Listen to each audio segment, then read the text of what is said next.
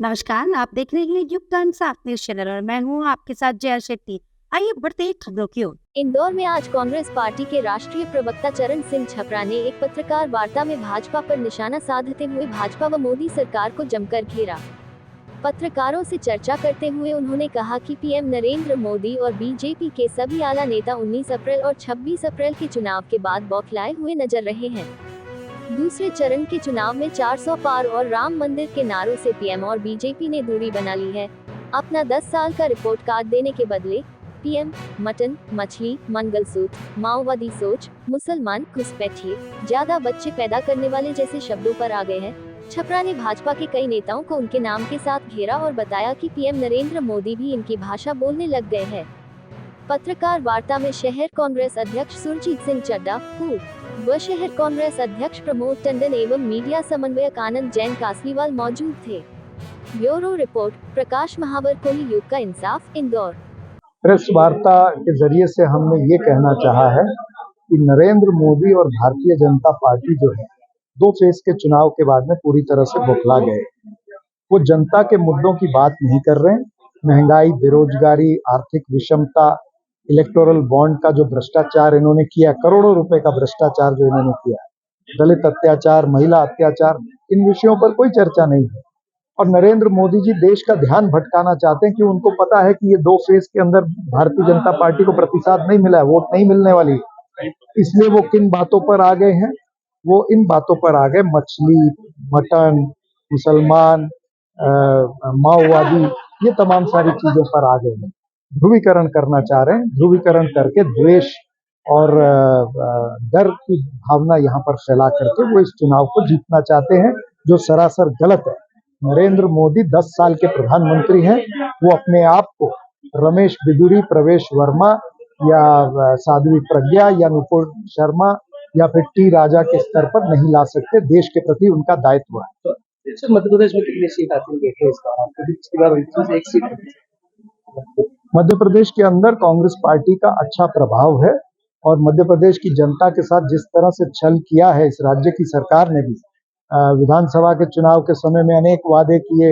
लाडली बहनाओं से वादा किया कि 3,000 रुपए देंगे, फिर किसानों से वादा किया कि 3,000 रुपया धान का देंगे, 2,700 रुपया गेहूं का देंगे। वो तो कोई वादे पूरे नहीं किए हैं। तो जनता देख रही है कि ये छल कपट करते हैं, झूठ बोलते हैं। ये झूठ और लूट की सरकार है। मुझे लगता है कि इस चुनाव के अंदर, लोकसभा के चुनाव के अंदर, जनता जो है वो अपना इरादा बदल रही है और बदलाव की आंधी आई।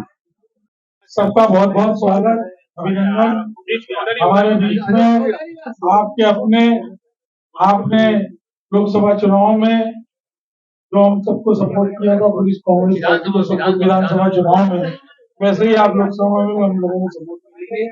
हमारे बीच में माननीय चरण सिंह छपरा जी आज पुनः उपस्थित है और अब आप लोगों के बीच में और चरण सिंह छपरा जी के बीच में विलंब न करते हुए मैं सीधे अपनी बात कहूंगा। और आदरणीय प्रमोद टंडन जी हमारे बीच उपस्थित है, जी, आनंद जी, विवेक जी और हम सब लोग आपके साथ हैं। मैं सीधे बगैर औपचारिकता के आदरणीय छपरा जी से कहूंगा अपनी बात। मैंने नाम लिया रमेश बिदुरी जी का, प्रवेश वर्मा का नाम लिया, साध्वी प्रज्ञा का नाम लिया, नुपुर शर्मा का नाम लिया, टी राजा सिंह का नाम लिया, ऐसे अनेक हैं। तो नरेंद्र मोदी जी प्रधानमंत्री 10 साल के हैं। उन्हें इन नेताओं के लेवल पर आकर के बात नहीं करनी चाहिए। देश के अंदर द्वेष नहीं फैलाना चाहिए। भाई मुझे ये बताइए कि भारतीय जनता पार्टी इतने बड़े बड़े नारे लगाती है, 370 पार, फिर कहते हैं कि हमारे पन्ना प्रमुख हैं। भाई पन्ना प्रमुख है तो ये परसेंटेज लो क्यों हो रही है? कहां गए पन्ना प्रमुख? सो गए क्या? नरेंद्र मोदी जी ने एक जगह नहीं 10 जगह कहा कि हर बूथ पर 370 वोट ऐड करनी है, उसको बढ़ाना है। उन्होंने अपने कार्यकर्ताओं से कहा ना, सबने सुना। कहां है कार्यकर्ता? तो ये समस्या भारतीय जनता पार्टी की है कि उनका कार्यकर्ता निराश है, हताश है।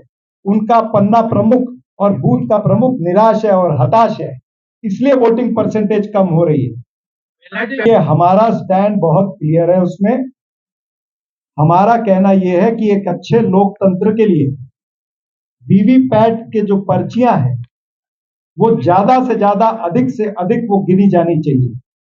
हम उस स्टैंड पर हैं, हम कोर्ट में नहीं थे, लेकिन हमारा ये जो स्टैंड है कि ज्यादा से ज्यादा ये वीवीपैट की पर्चियां गिनी जानी चाहिए, हम इसको फॉलो अप करेंगे।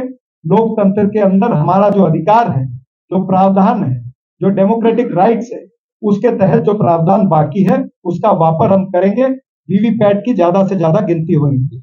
आदरणीय मित्र, हम ये कह रहे हैं कि इंडिया गठबंधन की सरकार बनेगी। हम ये कह रहे हैं कि इंडिया गठबंधन के जितने पार्टनर हैं उनकी सीटें भारतीय जनता पार्टी से ज्यादा आएंगी। जनता हमारे नेतृत्व में और हमारी बातों में विश्वास कर रही है, क्योंकि हम जनता की बात कर रहे हैं, जनता के मुद्दे उठा रहे हैं।